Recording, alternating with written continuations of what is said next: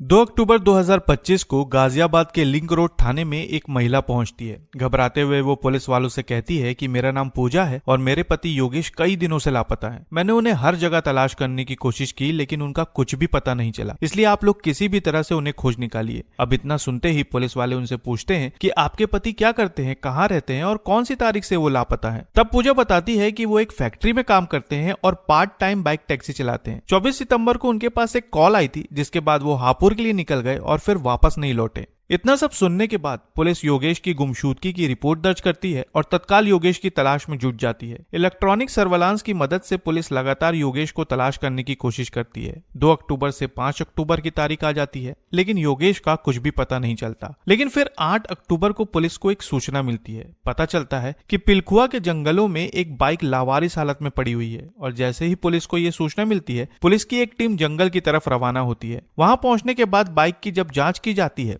तब जाकर पता चलता है कि बाइक योगेश की है। जिसके बाद पुलिस की कई टीमें जंगल में एक बड़ा सर्च ऑपरेशन चलाती हैं। कुछ देर की तलाश के बाद उन्हें जंगल के एक इलाके में एक व्यक्ति के शव के कुछ अवशेष मिलते हैं। शव बेहद बुरी हालत में था। जंगली जानवरों ने शव को काफी ज्यादा नुकसान पहुंचाया था। शव को बरामद करने के बाद फॉरेंसिक टीम शव के डीएनए सैंपल कलेक्ट करती है और आगे की कार्रवाई शुरू हो जाती है। देखा जाए तो इस गुत्थी को सुलझाना इतना आसान नहीं था, क्योंकि मौके पर ना ही कोई ऐसा सुराग मिला जिससे ये पता चल सके कि आखिर योगेश इस जंगल में कर क्या रहा था और एक बाइक टैक्सी चलाने वाले व्यक्ति को आखिर कोई क्यों मारेगा। योगेश का शव बरामद करने के बाद पुलिस उनके परिजनों से संपर्क करती है और जैसे ही परिवार वालों को इसके बारे में पता चलता है, उनका रो रो कर बुरा हाल हो जाता है। वहीं पुलिस योगेश के मोबाइल रिकॉर्ड्स खंगालना शुरू करती है और तब जाकर उन्हें पता चलता है कि आखिरी बार योगेश की बात उनकी पत्नी पूजा से हुई थी। अब पुलिस जब इस जांच में लगी हुई थी तभी योगेश का भाई बृजपाल सिंह पुलिस के पास पहुंचता है और योगेश की पत्नी पूजा पर आरोप लगाते हुए कहता है कि शायद योगेश को मारने के पीछे पूजा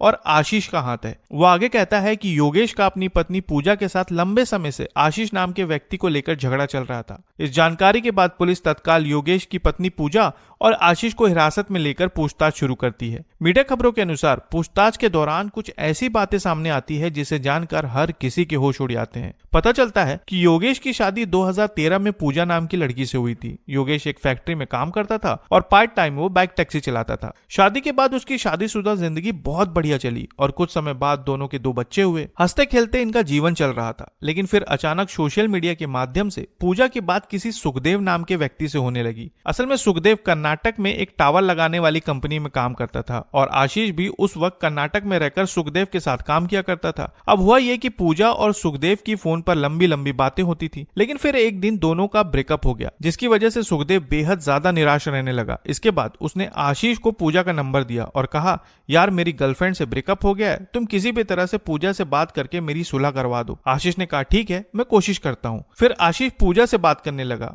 और अब आशीष और पूजा की लंबी लंबी बातें होने लगी और इन बातों का असर कुछ ऐसा हुआ कि पूजा और आशीष दोनों एक दूसरे से प्यार करने लगे। और इसके बाद आशीष के सिर पर आशिकी का ऐसा भूत सवार हुआ कि उसने कर्नाटक में अपनी नौकरी छोड़ दी और पूजा से मिलने के लिए गाजियाबाद चला आया। अब जैसे ही आशीष गाजियाबाद पहुंचा, पूजा अपने पति को छोड़कर आशीष के साथ लिव इन में रहने लगी और अपने पति से कह दिया कि मैं आशीष के साथ ही रहूंगी, तुम मुझे तलाक दे दो। लेकिन योगेश अपने दोनों बच्चों के चलते पूजा को तलाक नहीं दे पा रहा था और इस बात को लेकर योगेश और पूजा के बीच अक्सर विवाद होता था। खबरों के मुताबिक इस बीच योगेश ने पूजा पर एक मुकदमा बिजनौर में दर्ज करवाया था और इस मामले में पूजा को कई बार बिजनौर जाना पड़ता था और इसलिए वो इस मामले को गाजियाबाद की अदालत में ट्रांसफर करवाना चाहती थी। और कुछ इस तरह से अवैध संबंधों की वजह से पति पत्नी के बीच विवाद बढ़ता जा रहा था। लेकिन फिर कुछ समय बाद पूजा वापस योगेश के पास आ गई, लेकिन इस बार उसके वापस आने की वजह कुछ और थी। अब जहाँ योगेश और पूजा रहते थे, उसके बाजू वाले मकान में पूजा ने आशीष को एक किराए का कमरा दिला दिया था और फिर कहानी यूं ही चलती रही।